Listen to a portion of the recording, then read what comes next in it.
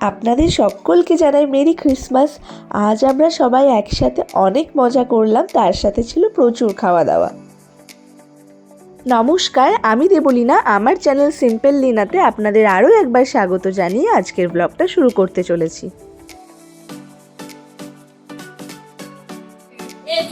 হ্যাঁ যাচ্ছি তো। আচ্ছা ঠিক আছে।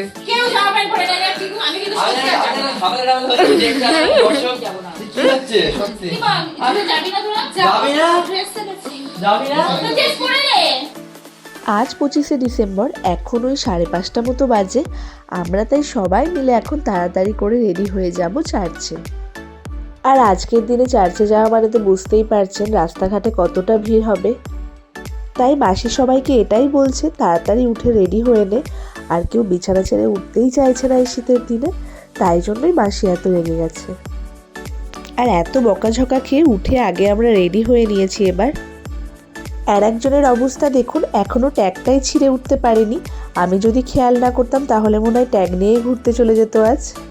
আর এদিকে আমিও সম্পূর্ণ রেডি হয়ে গিয়েছি। ফার্স্টে আমি রেডি হয়েছি, তারপরে অ্যাজ ইউজুয়াল বনুকে রেডি করে দিতে হয়, বনুকে রেডি করে দিয়েছি। আর আজ আমরা দুজনেই এবার শীতে কেনা নতুন সোয়েটার পরে নিয়েছি। যদিও আমি এই সোয়েটারটা আগে একদিন পরেছি। আমার নতুন জিনিস কিনে বেশি দিন আলমারিতে তুলে রাখতে ভালো লাগে না, মানে মনে হয় কখন আগে পরবো। তো আমার একবার পরা হয়ে গেছে, আর বুনু আজকেই ফার্স্ট পরছে। আর আমরা এত তাড়াতাড়ি রেডি হয়ে গেছি দেখে মাসিও চলে এসেছে খুশি খুশি মনে রেডি হতে। এবার আমরা সবাই রেডি হয়ে বেরিয়ে গেছি। আজ আমরা যাব 7 জন। আজও আমাদের এক টোটোতেই যেতে হবে, সেটা যেভাবেই হোক। আমাদের কপালটা বেশ ভালো, যখনই আমরা অনেকজন মিলে বেরোই তখনই আমরা বেশ বড় বড় টোটোই পেয়ে যাই, যাতে আমরা সবাই হেঁটে যেতে পারি।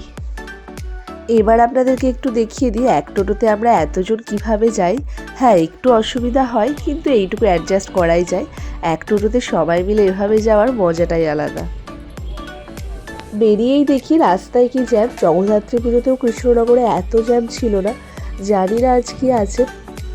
রাস্তায় এত টোটো আর বাসগুলো তো পরপর লাইন দিয়ে দাঁড়িয়ে আছে, কখন এই জ্যাম ছাড়বে কে জানে। আমরা তো প্রায় 15 মিনিটের রাস্তা 8 ঘন্টা 40 মিনিট ধরে পৌঁছেছি।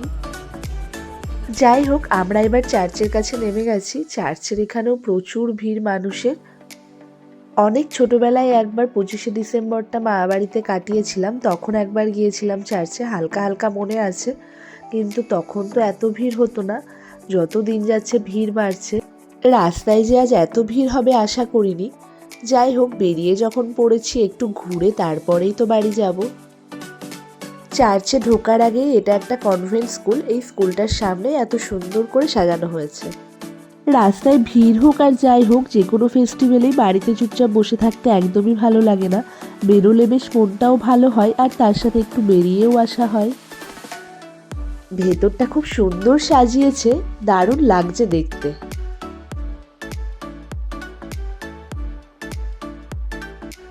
আর শেষে সাজিয়ে রাখা হয়েছে এই স্কুলে যে বাচ্চারা পড়ে তাদেরই সব হাতের কাজ।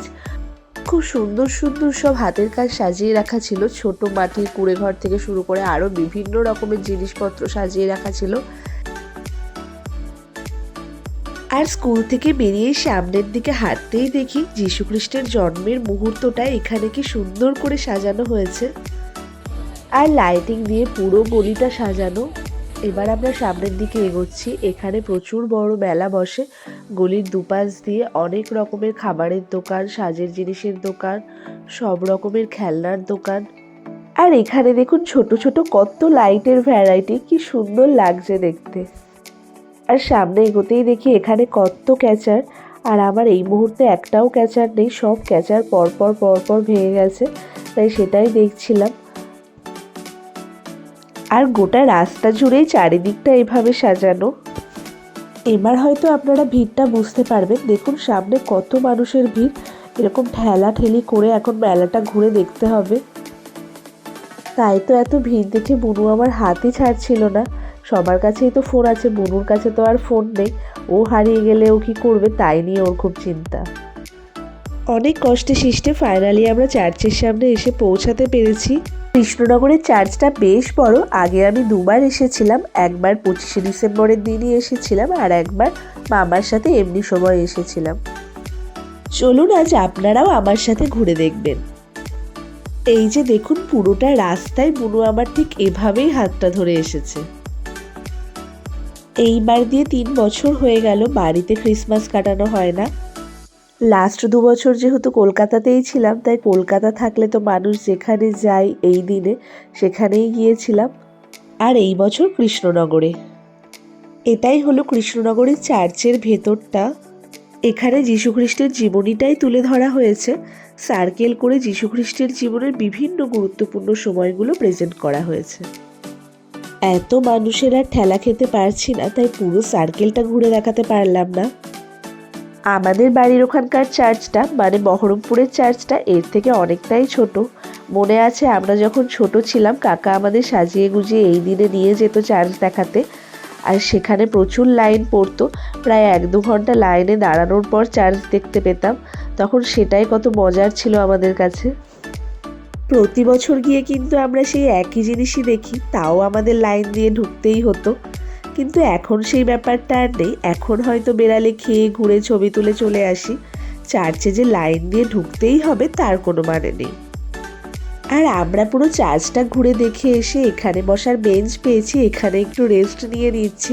আসলে এত ঠেলা খেয়ে এত দূর হেঁটে এসে হাঁপিয়ে গেছি। চলুন, রেস্ট নেওয়া হয়ে গেছে, এবার যাওয়া যাক। সামনে এখানে আরও একটা চার্চ আছে, সেখানেই যাবো এবার। এখানে ঢুকেও দেখতে পাচ্ছি প্রচুর মানুষের মাথা। এই চার্চটা একটা মাঠের মধ্যে, তো মনে হচ্ছে মাঠের সাইডে কোনো প্রোগ্রাম হচ্ছে। তো এখন আগে সেখানেই যাই। এখন প্রচণ্ড ভিড়, এত ভিড় ঠেলে ঢুকতে পারছি না। ঢুকতেই বাঁ সাইডটা ছোট ছোট ফুল গাছ দিয়ে কি সুন্দর করে সাজানো। আর আজকে চার্চের সামনে অনেকেই প্রদীপ জ্বালিয়েছে। চার্চের পাশে এই দিকটাতে প্রোগ্রাম হচ্ছিল, আর তার পাশেই এখানে আর্ট এক্সিবিশনের ব্যবস্থা করা হয়েছে। কি দারুণ দারুণ সব আর্ট এখানে রয়েছে। তাই ভাবলাম একবার ভেতরটায় ঢুকে দেখি সত্যি কি সুন্দর সুন্দর সব আর্ট রয়েছে।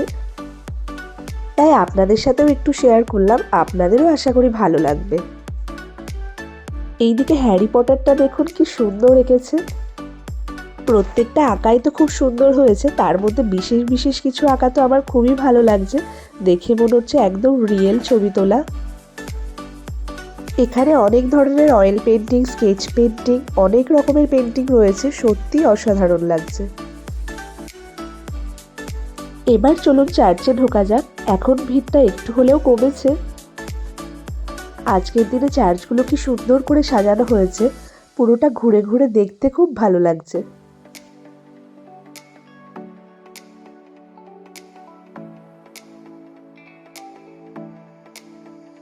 পুরো চার্চটা ঘুরে দেখা হয়ে গেছে, এবার আমরা বেরিয়ে যাচ্ছি।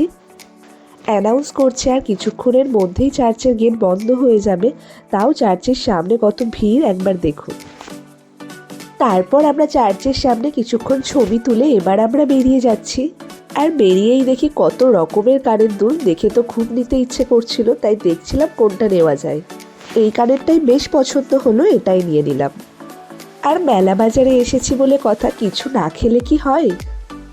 সামনে এগোতেই পাপড়ি চাটটা দেখে খুব খেতে ইচ্ছে করলো, তাই সবাই মিলে দাঁড়িয়ে পড়লাম। ফার্স্টে আমরা 2 প্লেট নিয়ে দেখেছিলাম কেমন হয় খেতে, দেখে তো ভালোই লাগছিল। তাও যদি ভালো না লাগে তাই 2 প্লেটই ফার্স্টে নিয়েছিলাম। তারপরে দেখলাম না, সত্যি খুব ভালো খেতে, তারপরে আরও 2 প্লেট অর্ডার করা হলো। দামটা একটু বেশিই নিয়েছিল, কিন্তু কোয়ালিটিটা খুব ভালো ছিল। তারপর আমরা দাঁড়িয়ে পড়েছি একটা ক্যাচারের স্টলে। এখানে প্রচুর ভ্যারাইটির ক্যাচার আছে, সবগুলোই দেখতে খুব ভালো লাগছিল। আর আমরা এতগুলো ক্যাচার পছন্দও করে নিয়েছি। তার সাথে এখানে আবার কি সুন্দর কিউট কিউট সব পেন, ইরেজার, শার্পনার রয়েছে দেখুন। এবার আবারও কিছুক্ষণ ফটোশ্যুট, রিলস চলবে। মাসিরা ওইদিকে ঠাকুরের জন্য আসন কিনছে, ততক্ষণ আমরা সময় পেয়েছি। আর সেই সময়টা তো কোনোভাবেই হাতছাড়া করা যায় না। এই আমাদের সান্টা দাদা ভিমার থেকে গিফট নিয়ে যাচ্ছে, কিছু তো মনে হয় নেই। তুই দেখি ও জিলাপি আর বাদাম আছে। আর আমার ভাইটাকে দেখুন কি সুন্দর টুপি পরে সান্টা সেজে দাঁড়িয়ে রয়েছে, সাথে আবার কাঁধে ঝোলাও নিয়েছে।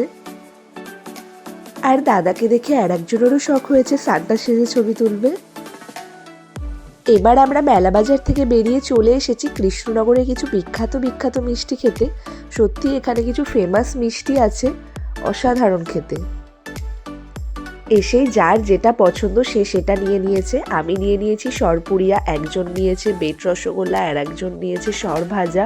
মানে যার যেটা ভালো লাগে সে সেটা নিয়ে নিয়েছে। আর সবাই যেহেতু আলাদা আলাদা মিষ্টি নিয়েছি তাই সবাই সবারটা একটু টেস্ট করে নিয়েছি। আর আজ বড়দিন বলে কথা, কেক তো খেতেই হয়, যতই রাত হোক। আমরা এখন সোজা চলে এসেছি মন জিনিসে। ওই দিক থেকে ফিরতে ফিরতে এতটাই লেট হয়ে গিয়েছিল, আমরা তো ভেবেছিলাম বন্ধই হয়ে যাবে।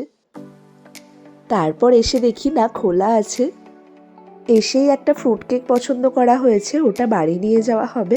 আর তার সাথে আমরা কিছু স্ন্যাক্সও অর্ডার করেছিলাম। আমি আর বুনু মিলে নিয়েছিলাম একটা চিকেন বার্গার, আর ভাইরা নিয়েছিল স্প্রিং রোল। আর বেশি কিছু তেমন খেতে ইচ্ছে করছিল না, বাড়িতে গিয়েও অনেক খাবার ওয়েট করছে আমাদের জন্য। এবার চলুন কেকটা নিয়ে বাড়ি যাই। চলুন দেখে নিই বাড়িতে এসে আমাদের জন্য কি কি খাবার ওয়েট করছে। মা এখানে গোকুল পিঠে ভাজছে, বেসিক্যালি দিদা খেতে চেয়েছে তাই একটু বেশি করেই করা হয়েছে, যাতে আমরাও একটু করে পাই। আসলে গোকুল পিঠে খেতে আমরা সবাই খুব ভালোবাসি। তারপর কেক তো রয়েইছে, আর এদিকে ছোটো মামিরাও একটু বাজারে বেরিয়েছিল। ছোটো মামিরা নিরামিষ কেক নিয়ে এসেছে, সেটা খেয়ে দেখি কেমন। এই কেকটা একদম ভালো ছিল না, আমার খেতে একদমই ভালো লাগেনি, কারোরই ভালো লাগেনি। বরঞ্চ মামি একটা কেক বাড়িতে বানিয়েছিল, সেটা অনেক বেশি টেস্টি হয়েছে। এই যে এটা মামির কেকটা, দেখতে হয়তো অতটা দোকানের মতো হয়নি, কিন্তু খেতে খুব ভালো হয়েছিল। তারপরে এখনো রাতের ডিনার তো বাকিই আছে। রাতের ডিনারে আজ আছে মিলেটের রুটি, তার সাথে তরকারি। তো চলুন আজকের মতো ব্লগটা এখানেই শেষ করছি। আপনাদের যদি ব্লগটা ভালো লেগে থাকে লাইক, কমেন্ট আর শেয়ার করবেন, সাবস্ক্রাইব করতে ভুলবেন না। আবার দেখা হচ্ছে নতুন কোনো ব্লগ নিয়ে, ততক্ষণের জন্য টাটা।